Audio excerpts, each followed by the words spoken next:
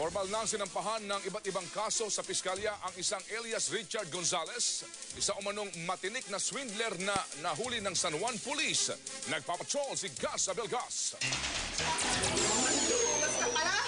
Hindi napigilan ng babaeng ito ang sarili nang makumpirma nga si Richard Gonzalez alias Ricky Simpson at Mike Peralta de Venecia ay siya rin nagpakilala sa kanya bilang Andrew Sia na tumangay sa kanyang kotse noong isang buwan. Ginagamit ko yung pick-up ko sa hanap buhay ko. Akala mo ba na foreclose ang sasakyan ko dahil nawala yung negosyo ko dahil yung nawala yung sasakyan ko? Kaya ang sarap mong patayin. Dapat sa'yo, dinudurog ng pino-pino para hindi ka na makapangasik ng lagim dito sa mundo. Dumating din si Joseph Asprek, isang negosyante na inisyon umano ng talbog na tseke ng suspect. Mismong mga pulis ay namangha sa katinikan ni Gonzalez na bukod sa nagpapakilalang kaanak ng prominenteng politiko ay magaling din daw mambola. Pati raw mga ATM cards at credit cards, SIM at pati na tseke ay nakukuha niya sa mga target na biktima. Dapat talaga makulong ka, okay? Alam mo, gusto ko itong patayin, gusto ko na saksakin, gusto ko sasampalin, gusto ko itong lahat, everything. Pero pinakamabigat na bintang kay Gonzalez ay ang panggagahasa. Bukod kay Gonzalez, sabit din ang umano'y bodyguard niyang si Reynante Abule sa mga kasong rape, robbery, illegal possession of electronic device dahil sa mga ATM cards na hindi kanya, concealing of true name at large-scale estafa. Gus Abelgas, Patrol ng Pilipino. 3 pasahero ng Victory Liner Bus ang namatay matapos silang paputukan ng mga natarantang hold-upper habang bumabiyahe sa Bulacan patungo ng Banawe, Ifugao. Nagpapatrol si Adrian Ayalin. Duguan pa ang loob ng Victory Liner Bus na ito na nakaparada sa Gapan City Police Station matapos hold-upin ng mga pasahero nito. Sa inisyal na investigasyon, isa sa mga hold-upper ang sumakay sa Santa Rita at 3 sa Plaridel sa Bulacan. Nang may bumabang pasahero sa San Miguel, nag-announce ng hold-up ang mga suspect at saka nagkaputukan. Bumaba ang mga suspect, tangay ang ilang ninakaw nila. At dahil may mga sugatan, tumakbo ang bus papunta sa isang ospital sa Gapan City, Nueva Ecija. Kwento ng driver ng bus, nataranta ang mga suspect kaya agad nagpaputok ang mga ito. Nagulat siguro dito sa tumakbo na pasahero. Ito kasi nakaupo sa number 4, tumakbo doon sa likuran.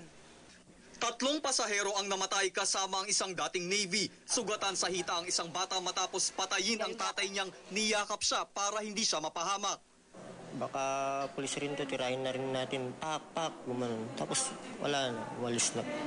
Tukoy na ng Gapan at San Miguel Police ang isa sa mga suspect na itinuro ng mga pasahero.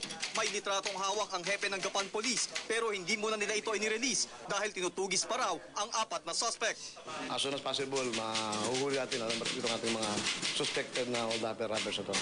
Dati-rati nang may bus marshalling na proyekto ang PNP kung saan pumapasok ang mga pulis sa loob ng mga bus para maagapan ang krimen kung sakasakali. Pero dahil nahinto ito, panawagan ng driver ng bus na ito, ipagpatuloy sana ang bus marshalling ng PNP. Adrian Ayalin, Patrol ng Pilipino, Nueva Ecija.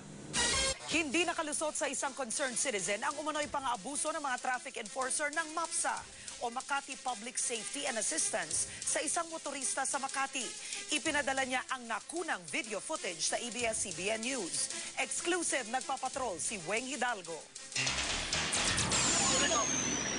Pasado alas 10 ng umaga kahapon nang makuna ng isang concerned citizen ang eksenang ito sa Ayala Avenue, Makati City. Sinita ng MAPSA ang rider o delivery crew ng isang pizza chain. Pilit kinukuha sa rider ang kanyang lisensya pero tumanggi ito hanggang sa magkagirian sila. Para i-record, oh. Okay, we'll see. May mga dumating din agad na magtotow sa motorsiklo.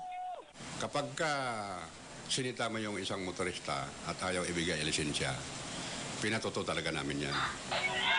Halos kuyugi ng mga traffic enforcer at towing crew ang rider. Kumapit na sa poste ang delivery crew pero pilit pa rin inaagaw ang sasakyan sa kanya.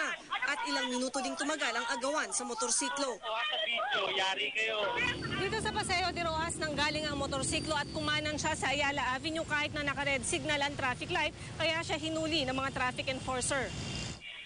Tumangging magbigay ng pahayag ang pamunuan ng pizza chain dahil nagsampa na sila ng reklamo laban sa traffic enforcer.